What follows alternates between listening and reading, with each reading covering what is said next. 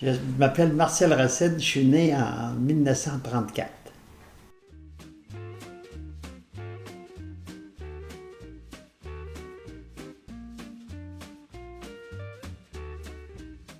L'été, j'ai travaillé avec mon père dans le chantier, mais l'automne, les chantiers fermaient. Et puis moi, j'allais avec mon frère travailler à Montréal. Et puis c'est là que j'ai travaillé dans une compagnie de gaz FINA, et puis dans une shop de rod à souder. Et puis après ça, on a pensé, moi et Marie-Paul, de se marier.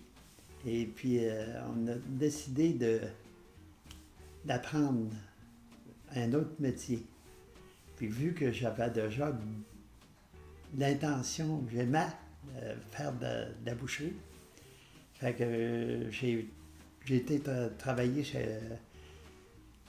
dans une boucherie.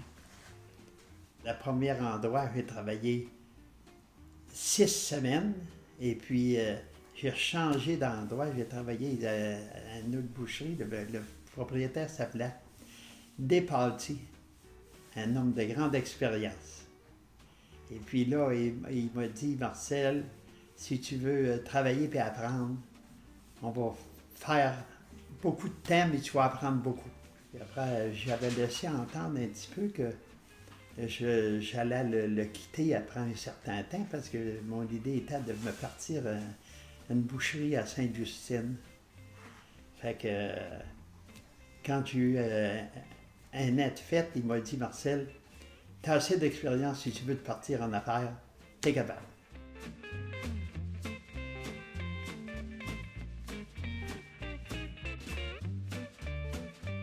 Fait qu'au printemps 59, j'ai décidé d'aller voir à Sainte-Justine pour m'informer, pour voir s'il n'y avait pas quelque chose. Ma mère, en arrivant là, ma mère a dit, tu vas aller me chercher du steak à la boucherie. Fait que je suis parti, puis je suis allé à la boucherie. Et puis le gars, il m'a dit, Bédard, Gaudias Bédard, il m'a dit, mon petit Racine, paraîtrait que tu veux t'acheter une boucherie. Je suis à vendre, moi. J'ai dit oui. J'ai dit, je suis acheteur. J'ai dit, c'est quoi tes conditions, tout ça, c'est quoi ton prix? Ben, il dit, c'est 3000 $. Je vais te vendre ça 3000 $. Fait que là, j'avais vendu mon auto, je venais de vendre mon auto, et puis j'avais un chèque de 800 $, puis il y avait un des cousins de mon père qui était là, que je connaissais bien.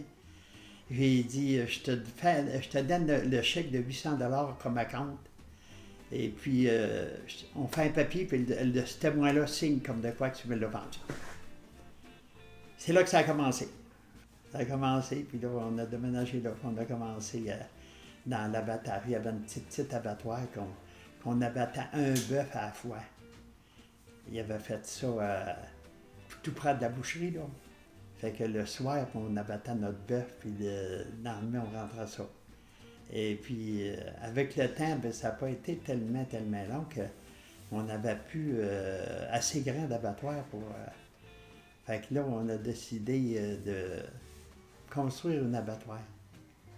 Un abattoir on pouvait tuer là, une huitaine de bœufs à la fois. Fait que ça faisait bien ça. Fait que, on a commencé comme ça. Puis avec le temps, ben, on a rajouté plus grand, on a fait une construction d'une chambre froide, assez grande, qui contenait une vingtaine de bœufs. Fait que c'est comme ça que ça a parti.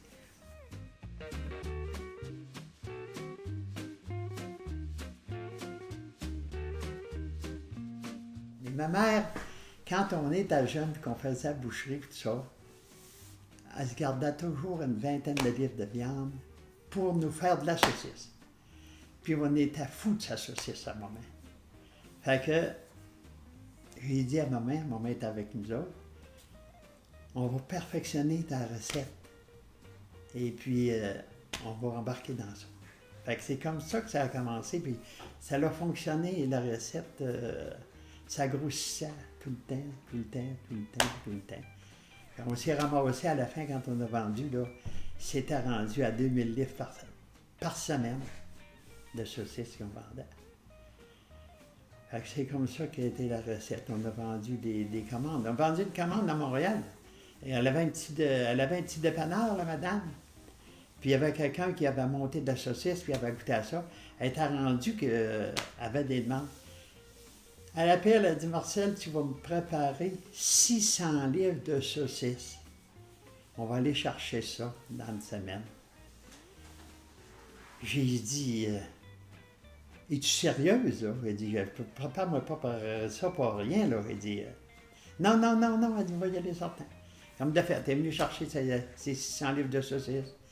Puis c'est comme ça, là, le monde écoutait, puis c'est comme ça que ça a grossi. Mais le premier secret qu'il y avait, c'est qu'on avait notre viande à nous autres, qui était toujours abattue de chaque semaine, qui était fraîche. Et puis après ça, on a ajouté des sortes d'épices. On a ajouté des épices que ma mère mettait.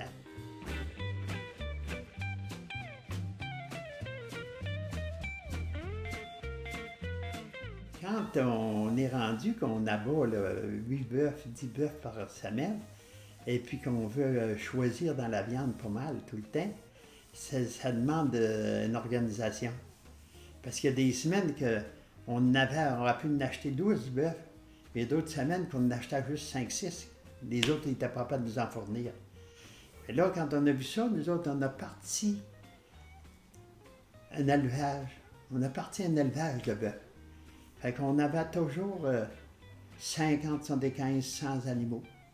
Et puis, on préparait ça. C'était toujours prêt à ça. Tout le temps prêt à ces animaux-là. Fait que quand il nous en manquait ailleurs, on allait dans notre réserve. On allait dans notre réserve.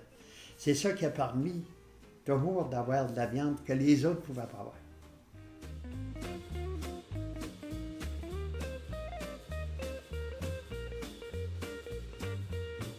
Notre entreprise, oui, c'est une entreprise familiale. J'ai acheté ça avec mon père. Puis là, on était mariés, puis on a commencé avec les frères, des fois qu'on avait besoin. Puis j'avais une sœur aussi qui était là, puis qui venait nous aider quand on avait besoin. Puis les enfants ont grandi, puis là, ça a commencé à nous aider. Puis on avait les jambes quand on avait besoin, tout ça. Fait qu'on se dépannait, puis des beaux-frères, puis des belles-sœurs. Puis c'est comme ça qu'on a monté l'affaire. On a engagé du personnel. On les habituait. On prenait toujours des hommes, en partie pas trop d'expérience, pour les habituer à nous autres. Fait qu'ils arrivaient, puis ils s'habituaient. Les gars, ils ont commencé, ça avait 17, 18 ans, puis il y en a qui ont travaillé pendant 25 ans. Ce qui m'a aidé beaucoup dans le commerce, c'est ma femme et puis mes enfants. Ils ont toujours aimé ça, travailler avec nous autres, puis travailler avec mon père, tout ça. Fait que ça nous a permis, on a fait une belle vie dans notre commerce. On a fait une belle vie.